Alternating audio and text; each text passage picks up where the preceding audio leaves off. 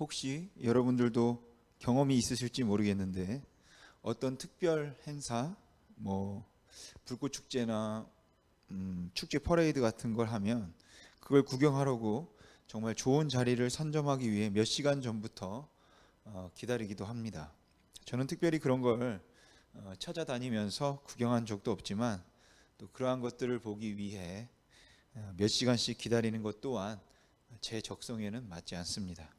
그래서 저는 만약 TV로 중계한다면 차라리 그냥 TV로 보는 게 낫다 이렇게 생각하는 사람입니다. 근데 그런 차라리 TV로 보는 게 낫다는 생각, 그리고 그런 것을 보기 위해 10여 분을 보기 위해 몇 시간을 기다리는 것은 시간 낭비다는 어쩌면 효율성을 가장한 저의 게으름은 언제나 볼거리를 제공하는 현장의 열기를 경험하지 못하게 한다는 거죠. 물론 그런 열기를 제가 조금이나마 느낄 수 있고 경험한 적이 있긴 합니다. 바로 2002년 월드컵 때, 그것도 큰 광장에 나간 것은 아니지만 음식점에 모여서 우리 일행도 있었지만 모르는 사람들로 많이 있었는데 그들과 어우러져 응원했을 때, 그때 그나마 그런 열기를 조금이나 경험했었습니다. 예전에 저희 딸이 3살, 또 아들이 1살 때였던 것 같은데 잠실 롯데월드에 간 적이 있었습니다. 그리고 롯데월드에서는 저녁 8시인가에 이제 퍼레이드를 합니다. 사실 아이들이 없다면 저는 그거 기다렸다가 보고 그러지는 않을 텐데, 그런 아이들이 있으니까 이제 기다려서 퍼레이드를 구경했어요. 그것도 앞쪽에서 보려고. 퍼레이드를 하기 전에 이제 안전줄을 치는데 그걸 놓기 시작했을 때 앞쪽에 가서 긴 시간은 아니지만 몇십 분 정도 기다렸던 기억이 있습니다. 왜냐하면 이제 앞에 있으면 그 캐릭터들과 이제 악수도 하고 또 사진도 찍을 수 있기 때문이죠. 사실 저는 사진을 찍지는 않습니다. 악수도 안 하고요. 애들이 좋아하니까 이제 그렇게 하는 거죠. 사실 저는 좀 뒤쪽에 있어도 잘 보이긴 해요. 완전 큰 키는 아니지만 그래도 어느 정도 키가 있기 때문에 잘 보이죠. 더군다나 그 캐릭터들이 다 그런 건 아니지만 대부분 머리가 큰 머리로 분장하고 있기 때문에 멀리서도 잘 볼 수 있습니다. 그래서 키가 큰 게 좀 편리하기는 하더라고요. 여러분은 삭개오라는 이름을 들으면 제일 먼저 뭐가 떠오르십니까? 아마도 키가 아닐까라는 생각을 하게 되는데, 성경에서 키가 언급되었던 인물은 사울이라든지 골리앗, 그리고 오늘 본문에 나오는 이 삭개오 정도가 아닐까 생각합니다. 사울이나 골리앗의 경우는 그들의 체구가 아주 큰 용사들이었다는 것을 강조하기 위해서 그들의 큰 키를 언급했다면, 삭개오는 도대체 얼마나 작았길래 그 키를 언급하는 걸까요? 그리고 그 키가 작다는 게 도대체 무엇이 문제가 됐길래 그 키가 작다는 말을 누가는 굳이 언급해야 했을까요? 요즘은 워낙 키 큰 사람들이 많아서 키가 작은 것이 이제 콤플렉스가 되기도 하고, 어떤 경우에는 놀림을 받고 무시를 당하는 경우들도 있는데, 그것처럼 삭개오가 사람들에게 놀림을 받고 소외의 이유가 될 만큼 그렇게 키가 작았다는 의미일까요? 그렇지는 않을 겁니다. 그런 관점으로 오늘 삭개오의 이야기를, 또 삭개오의 키를 볼 수는 없을 것 같아요. 이 키는 그냥 그에 대한 묘사, 또 특히 예수님을 보기 위해서 그가 취했던 어떤 행동을 설명하기 위한 것일 뿐이지, 본문은 키를 장애, 또 컴플렉스, 결함, 이것으로 말하고 있는 것 같지는 않습니다. 그런데도 사람들은 삭개오를 떠올리면 항상 작은 키라는 것과, 그래서 그가 돌 무화과 나무에 올라갔다는 것, 그것을 사람들이 제일 많이 연상하는 것 같아요. 그런데 삭개오가 키가 작고 그가 나무에 올라갔다는 그 사실이, 사람들이 이 삭개오의 사건을 읽을 때마다 그가 여리고라고 하는 도시의 세리장이었다는 사실과, 그럼에도 불구하고 그가 진심으로 회심한 사람이었다는 사실을 가리는 것 같아서 아쉬운 마음이 듭니다. 여러분, 오늘 이 사건을 우리가 조금 더 정확하기 위해서는 바로 전장인 18장에 나오는 부자 관리와 좋은 대조를 이루고 있다는 것을 우리가 좀 염두에 두고 오늘 본문의 사건을 보면 좋을 것 같습니다. 18장에 보면 한 부자 관리가 예수님을 찾아옵니다. 그리고는 그는 내가 어떻게 하면 영생을 얻을 수 있겠습니까? 라며 주님께 영생에 관한 질문을 하죠. 그때 예수님께서는 네가 영생을 얻으려면 나를 믿으라든지 영생을 얻으려면 거듭나야 하리라. 너는 거듭나야 한다. 거듭나지 아니하고는 아무도 아버지를 볼 자가 없느니라. 이렇게 말씀을 하지 않고 십계명을 지켜라. 그러면 구원을 얻을 것이다. 라는 의외의 말씀을 그 부자 관리에게 하셨습니다. 그런데 예수님께서 그렇게 말씀하신 건 이 부자 관리가 예수님을 찾아와서 선한 선생님이여 내가 무엇을 하여야 영생을 얻을 수 있겠습니까? 라는 그 선한 선생님이라는 호칭을 통해서 자신이 예수님과 동격이라는, 즉 자신도 선하기 때문에 영생을 얻을 수 있을 거라고, 있을 자격이 있다, 얻을 수 있는 자격이 있다라고 생각하고 있는 그의 마음을 예수님께서 읽었기 때문에 하셨던 대답인 것 같아요. 그렇게 예수님께서 그 부자 관리에게 십계명을 지키라고 했더니 아니나 다를까 그가 대답하기를 나는 어릴 적부터 율법을 다 지켰습니다 라고 대답을 하죠. 당돌해 보이는 대답이기는 하지만 예수님께서는 그의 대답을 교리적으로 신학적으로 접근하지는 않았습니다. 오히려 그에게 말씀하시기를 그래 다 지켰구나. 그런데 한 가지 부족한 게 있다. 내가 가진 것을 다 팔아서 가난한 자에게 나누어 줘라. 그리고 나를 따라라 라고 말씀하시죠. 근데 이것도 또한 의외의 말씀입니다. 왜냐하면 예수님은 영생을 얻기 위해서 계명을 지키라는 말씀을 하신 적도 없었지만 예수님을 따르기 위해서는 가진 것을 다 팔아서 가난한 자에게 주라는 말씀도 하신 적이 없기 때문입니다. 그리고 예수님의 이 말씀은 그 관리를 굉장히 당황스럽게 만들었습니다. 왜냐하면 그는 부자였기 때문이죠. 그러니까 여기서 그가 부자였다는 사실을 누가는 강조하고 있는 겁니다. 저는 예수님이 자신을 따르려면 무소유해야 한다든지 아니면 가난한 사람들과 모든 재산을 공유해야 한다는 의미에서 이 말씀을 하신 건 아니라고 생각해요. 예수님께서는 바리새인들을 의식하고 계셨기 때문에 이 말씀을 하셨던 거죠. 나름대로 제법 경건하고 종교적으로 보이지만 영원한 생명과 신앙의 본질에 대해서 무심한 채 자신이 꽤 괜찮은 종교인이고 신앙인 것처럼 착각하고 있던 그 바리새인들 말입니다. 그들은 구원을 말하고 메시아를 말했지만 그리고 그와 같은 문제들에 대해서 상당히 해박한 신학적 지식과 분명한 또 어떤 입장을 가지고 있었지만 구원과 영생에 아무런 관심도 없었습니다. 그래서 예수님은 그들에게 영생의 가치를 말씀하고 계시는 거예요. 그러니까 영생을 얻으려면 어떻게 하면 되겠습니까? 라고 묻는 그 부자 관리에게 영생을 액세서리 정도로 생각하고 있다는 그 사실을 너는 지금 영생을 액세서리 정도로만 생각하고 있어. 그걸 지적하고 있는 거죠. 그럼 우리는 어떻습니까? 예수 그리스도가 우리의 죄를 위해서 십자가에 죽으심으로 우리의 죄를 사하시고 그 생명을 우리에게 주셨다고 믿고 감사하다고 말은 하는데 그럼에도 불구하고 그 생명의 가치가 좋은 집, 좋은 직장만큼도 안 되지 않냐라는 것이에요. 그러니까 예수님의 질문의 의도는 내 가진 것을 다 팔아서 가난한 자에게 주고라도 영생을 얻고 싶으냐? 재물보다 영생이 더 가치가 있니? 더 소중하니? 라고 묻고 있는 거죠. 그리고 그는 부자이기 때문에 이게 고민이 되었고 근심이 되었던 것입니다. 그러니까 그 부자 관리가 그냥 단순히 가진 것 다 팔아서 가난한 자들에게 나누어 주는 일을 어떻게 할 수 있을까?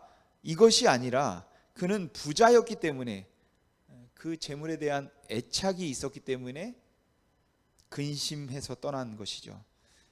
그리고 그가 떠나고 난 후에 예수님께서 제자들에게 부자가 천국에 들어가는 것이 얼마나 어려운지 낙타가 바늘기로 들어가는 것보다 더 어렵다라고 말씀을 하셨습니다. 물론 이 말씀은 부자는 절대로 천국에 들어갈 수 없다는 의미는 아니겠죠.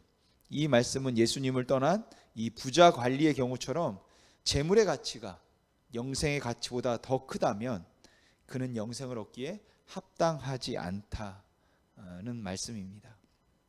다시 말해서 예수님께서는 영생을 얻도록 하시는 하나님의 전적인 은혜에 대한 감사보다 자기가 이룬 것처럼 보이는 그 재산들, 재물을 더 의지하고는 하나님 나라에 합당하지 않다는 말씀을 하고 계시는 것이죠.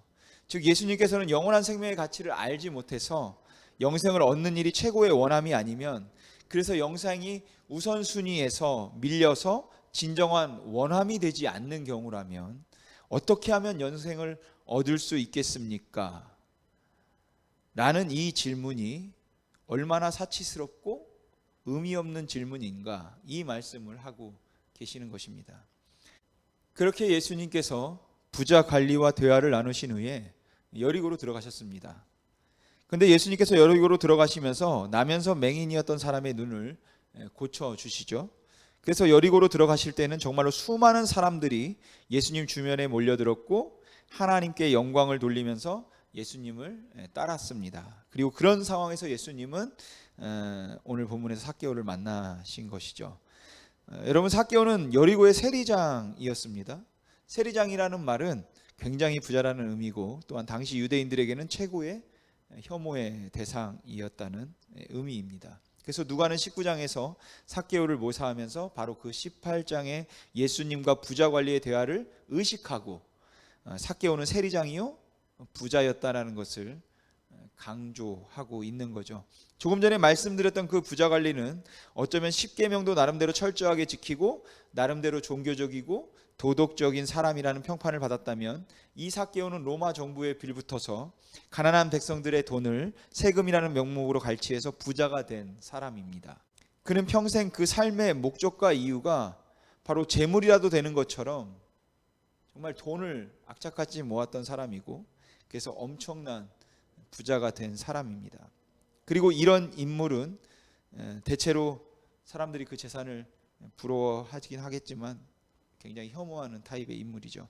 삭개오는 그에게 주어진 여리고라고 하는 큰 도시의 세리장이라는 직위상 매정하고 잔인한 방법으로 그의 재산을 축적했을 것입니다.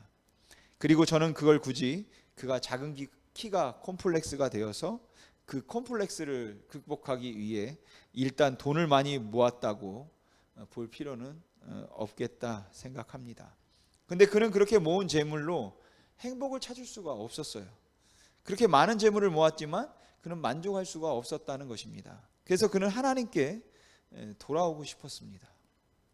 그가 어쩌다가 세리가 되고 어쩌다가 세리장이 되었는지 모르지만, 그리고 돈을 많이 벌면서 얼마나 많은 착취를 했는지 모르지만 그의 그런 삶은 돌아오기엔 너무 먼 길까지 가게 했습니다. 그럼에도 불구하고 그렇게 멀리 갔지만, 그렇게 하나님으로부터 멀리 갔음에도 불구하고 그는 하나님께로 돌아가고 싶은 마음이 그에게 있었다라는 것입니다. 어쩌면 그도 예수님에 관한 이야기를 들으면서 예수님께 선한 선생님, 어떻게 하면 내가 영생을 얻을 수 있겠습니까? 라고 묻고 싶었을 만큼 간절했을 겁니다. 부자 관리가 자기는 영생을 얻을 수 있다는 사실에 확신과 자신이 있었다면, 삭개오는 자기는 영생을 얻을 수 있다는 자신이 없었습니다. 아니, 주변에 있는 사람들도 부자 관리가 영생을 얻을 수 있으면은 고개를 끄덕이며 인정할 수 있었어도 삭개오 같은 사람은 절대로 구원받을 수 없을 거라고 생각했을 거예요. 그리고 삭개오 또한 딱히 이것을 부인할 수 없었을 겁니다.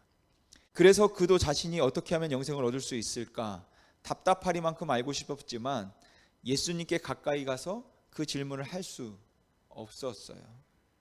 저는 삭개오의 간절함을 그 여리고성 입구에 들어오면서 만났던 맹인의 간절함과 한번 비교해 보고 싶었습니다.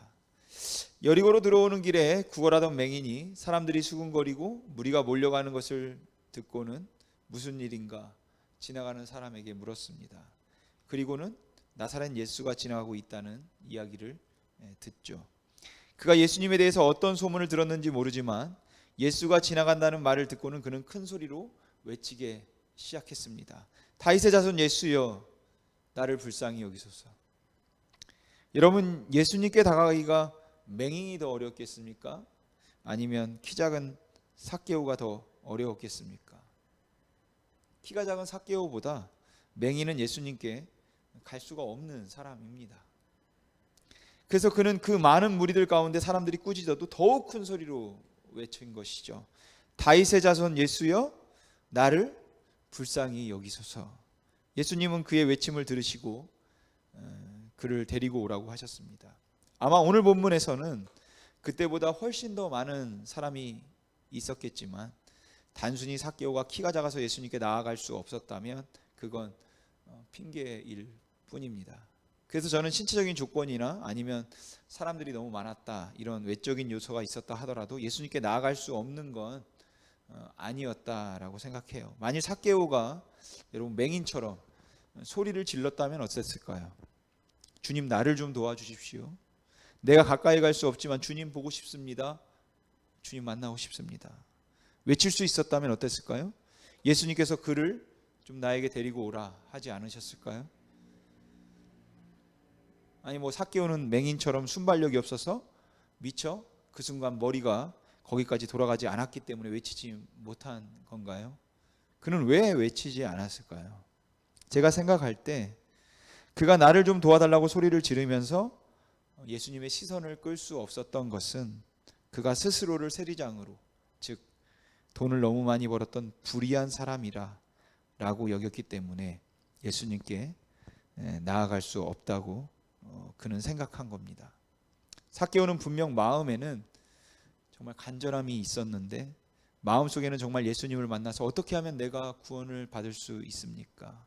구원을 얻을 수 있겠습니까? 라고 묻고 싶은데, 근데 예수님께 가까이 갈 만큼 그는 스스로 자격이 없다고 생각했기 때문에 그냥 멀찌감치서 지나가는 예수님이라도 한번 보고 싶다 생각했던 거죠. 물론 구원받고 싶었습니다. 그런데 동시에 하나님께서 자신을 용서해 주시라는 그런 자신이 없었기 때문에 또 동시에 두려웠던 것이죠. 그러니까 그는 진정으로 원했지만 자격이 없다고 생각을 해서 가까이 갈 수 없었기 때문에 그냥 예수님이 지나가시는 길에 돌 무화과 나무 위에 올라가서 지나가는 예수님을 한번 보고 싶었던 것입니다. 그런데 예수님은 삭개오의 그 마음을 아셨어요. 그래서 그에게 다가가셨죠. 그리고는 속히 내려오라, 내가 오늘 너희 집에 유하여야 하겠다라고 말씀하셨습니다. 삭개오는 뛸 듯이 기뻤습니다. 여러분, 삭개오가 왜 그렇게 기쁘고 즐거웠을까요? 예수님이 그의 병을 고쳐주신 것도 아니고 지금 예수님이 그의 문제를 지금 해결해 주신 것도 아닙니다. 그가 예수님에 관해서 얼마나 많은 것을 알고 있었는지는 모르겠지만 삭개오는 한 번도 예수님을 개인적으로 지금까지 만난 적이 없어요. 친분도 없는 분이고 특별히 예수님이 해준 것도 없는데 예수님께서 내가 너희 집에서 오늘 좀 있어야 하겠다고 말씀하신 거에 삭개오는 왜 그렇게 기뻤을까요? 제가 이해하기에는 예수님께서 여리고성에 들어오면서 만났던 그 맹인이 가지고 있는 그 간절함과 진실함이 바로 삭개오에게도 있었기 때문입니다. 삭개오에게는 맹인에게 있었지만 부자 관리에게 없었던 그 간절함이 그에게 있었다라는 것이죠. 즉 부자 청년에게 없었던 영생에 대한 그 관심이 있었던 것입니다. 그래서 예수님이 자기 집에서 쉬어가겠다고 할 때 너무 기쁘고 좋았던 것이에요. 그런데 예수님을 따르던 무리들은 이해할 수가 없었죠. 어쩌면 삭개오도 비슷한 마음이 였을 겁니다. 아니 어떻게 죄인의 집에 들어가서 그와 함께 유하려고 하는가? 이건 당시 사람들의 생각에는 전혀 맞는 조합이 아니기 때문입니다. 오히려 나름대로 율법적이고 종교적으로 살면서 많은 재산을 하나님의 복인 것처럼 모았던 부자 관리를 예수님께서 가까이 하시고 함께 그 부자 관리와 유하셨다면 그게 맞는 조합이고 그게 이해가 되는 모양새예요.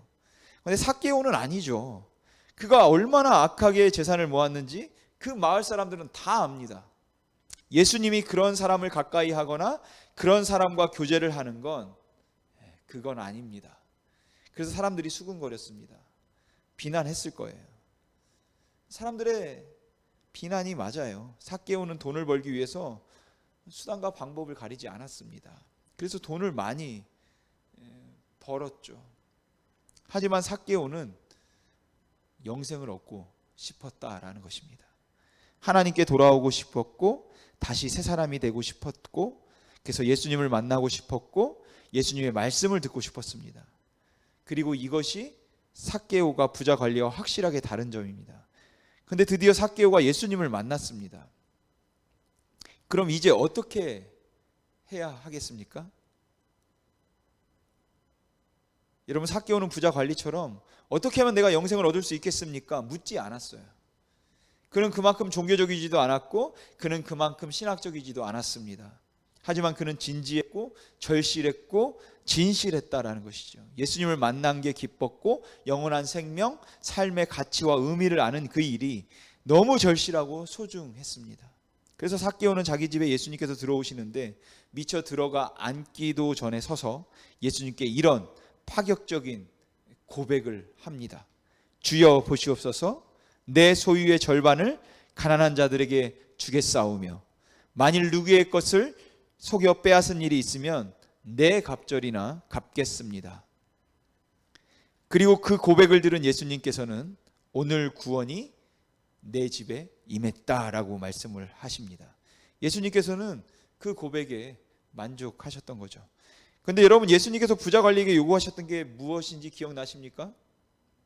가진 것을 다 팔아라, 이렇게 말씀하셨습니다. 모두 다 팔아서 가난한 자에게 나누어 주고 나를 따르라, 이렇게 말씀하셨어요.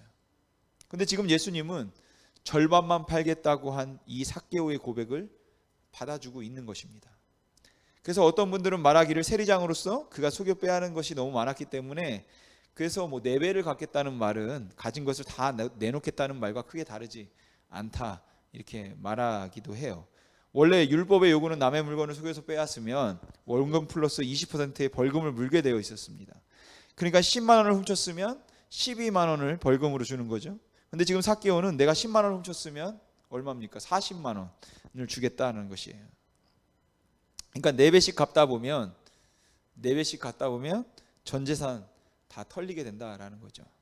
하지만 이 말은 지금 삭개오가 예수님과 흥정을 하고 있는 게 아닙니다. 이 사건은 주님, 내가 절반을 가난한 자에게 내놓을 테니까 저 영생 받을 수 있겠습니까? 이런 이야기를 하고 있는 게 아니라는 거죠. 이 정도면 구원받을 수 있겠죠? 라는 말을 하는 게 아니라는 겁니다. 이 말은 삭개오가 진심으로 그 어떤 것보다, 재물보다, 권세보다 내가 영생을 주님 원합니다 라는 고백을 지금 하고 있는 겁니다. 이 말은 내가 진심으로 회개하고 새 사람이 되고 싶습니다 라는 그 고백을 하고 있다라는 것이죠. 여러분, 부자 관리는 예수님을 찾아와서 어떻게 하면 내가 영생을 얻을 수 있겠습니까? 라고 말하고 자기가 마치 영생을 얻을 수 있는 자격이 되는 것처럼 자기 자신을 드러내어서 나는 이렇게 하면 영생을 받을 수 있는 사람이죠 라고 이야기를 했습니다.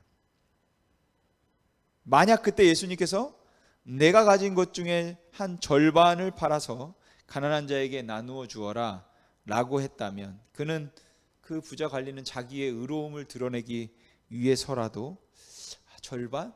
그까짓 거 한번 해볼까? 좀 고민할 수도 있었을 것 같아요. 그런데 이 부자 관리는 영생에 대해 아무런 관심도 없었습니다. 사실 그에게 관심은 재물에 있었다라는 것이죠. 그래서 예수님께서는 부자 관리에게 전 재산을 팔아라, 이렇게 특별히 말씀하셨던 것이죠. 그리고 모든 사람들이 생각하길 삭개오도 재물이 그의 인생의 최대 관심인 줄 알았을 겁니다. 아니, 삭개오 자신도 그렇게 생각했겠죠. 돈이 있어야지 이 세상을 떵떵거리며 사는 거라고 생각했고, 그래서 그야말로 정말 잔인하게 돈을 모았던 사람이 삭개오 아닙니까? 그런데 지금 그가 하고 있는 고백은 예수님과 흥정을 하면서 내가 어떻게 하면 영생을 얻을 수 있겠습니까? 알려주면 해볼게요, 그 얘기를 하고 있는 게 아니다라는 것이에요. 그러니까 부자 관리가 예수님을 보자마자 했던 어떻게 하면 영생을 얻을 수 있습니까? 라는 그 질문에는 영생에 대한 그 간절함이 없었지만 지금 삭개오가 하고 있는 내 소유의 절반을 가난한 자들에게 주겠사오며 만일 누구의 것을 속여 빼앗은 일이 있으면 내 갑절이나 갚겠습니다 라는 이 고백에는 오히려 영생에 대한 그 간절함이 있다는 것입니다. 주님, 내 거 다 내놓겠습니다. 그래도 또 어떻게 하면 내가 영생을 얻을 수 있겠습니까? 이렇게 묻고 있는 것 아니냐는 것이죠. 그동안 인생의 목적이라고 해도 과언이 아닐 만큼 돈을 버는 일에 집착했던 그가 그 재물을 놓아버리겠다고 고백함이 바로 그 진실한 회심의 표현이었다라는 것입니다. 그래서 누가는 오늘 이 사건의 결론을 내리기를 인자가 온 것은 잃어버린 자를 찾아 구원하려 함이니라 라고 말하는 겁니다. 여러분, 삭개오는 잃어버린 자로 진심으로 하나님께 돌아오고 싶었던 사람입니다. 그는 어떻게 하면 영생을 얻을 수 있을까를 물었던 부자 관리와는 달랐다라는 것이죠. 부자 관리는 비록 세리장보다는 종교적으로 도덕적으로 나름대로 자부심을 가져도 될 만큼 괜찮은 삶을 살았지만 어쩌면 그래서 부자 관리는 잃어버린 자가 아니었습니다. 그러니까 그 부자는 스스로 자신을 잃어버린 자라고 생각할 만큼 간절하지도 진실하지도 절실하지도 않았다라는 것이죠. 그래서 저는 저 자신에게도 한번 묻고 싶고 여러분에게도 묻고 싶습니다. 여러분은 삭개오에 가깝습니까? 아니면 부자 관리에 가깝습니까? 몇십 년 교회 생활을 하면서 종교적으로 자부심을 정말 가질 만큼 사셨습니까? 그런데 영생에는 얼마나 관심이 있으십니까? 저는 저에게 그리고 여러분에게 이걸 묻고 싶다는 거죠. 모태신앙이고 15년 정도를 목회를 했습니다.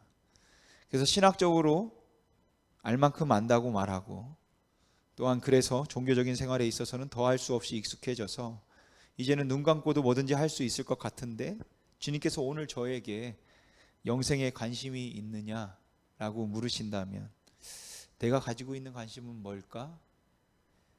생각해보고 천국에 갈 수 있는 것? 그것은 액세서리로 나에게는 좋은 보증 같은 거니까 그건 이미 얻었다고 제가 생각하겠죠. 그리고 지금 나의 관심은 재물, 땅에서 편안하게 사는 것, 조금 더 형통하게 살고 말년을 좀 여유롭고 쉽고 편안하게 살다가 그렇게 죽는 것. 그러니까 실제로 그 영원한 생명과 하나님의 은혜에 대한 깊은 관심이 없는 상황에서 갈망도 갈증도 없이 그냥 내게 주어진 아주 익숙해진 종교적이고 도덕적인 그 형태와 모습에 점점 굳어져가는 그런 제 모습을 보면 너무 부자 관리하고 가까운 것 같아서 여러분 두렵다는 것입니다. 영원한 생명이신 그리스도께서 십자가에 죽으심으로 우리에게 그토록 주기 원하셨던 그 소중한 생명에 정말 관심이 있다면 부자 관리처럼 영생에 관해서 말하고 종교적 열심을 가지고 있어도 그것이 자신의 소유와 위치에 위협이 된다면 근심하며 떠날 수밖에 없을 정도로만 우리가 주님과 관계를 맺고 있는 것일지 모른다는 거죠. 종교적 형태와 모습은 넘쳐나는데도 주님께서 그 당시의 세대를 가리켜서 피리를 불어도 춤을 추지 않고 고글에도 울지 않는 세대라고 안타까워하셨던 것처럼 다시 말해서 하나님의 나라도 영생도 복음도 관심이 없이 그냥 주어진 것에 안주하라. 다 귀찮아. 나는 지금 누리는 게 좋아. 지금 내 이치를 지키고 싶어 하는 그 모습을 안타까워하셨던 것처럼 오늘날 교회마다 이 부자 관리로 넘쳐나는지 모르겠습니다. 그래서 수년의 시간을 목사로 살아온 저는 지금 과연 이 부자 관리의 부류에 내가 속해 있는 걸까? 아니면 나는 삭개오인가? 이것을 묻지 않을 수 없다는 거죠. 삭개오가 그토록 절신했던 것처럼 그 생명의 우선순위를 두지 않는다면 우리는 여전히 우리 자신을 잃어버린 자로 생각하지는 않고 있는지도 모르겠습니다. 사랑하는 성도 여러분, 여러분은 정말 잃어버린 자입니까? 그렇다면 주님, 어떻게 하면 내가 영생을 얻을 수 있습니까? 라는 그 간절함을, 내가 뭐든지 주님 희생할 수 있습니다. 주님, 내가 뭐든지 내려놓을 수 있습니다. 내 평생, 내 인생의 목적이라고 생각하며 벌어놓은 이 모든 재정도, 생명을 얻는 그 일에 비하면 주님, 이건 아무것도 아닙니다.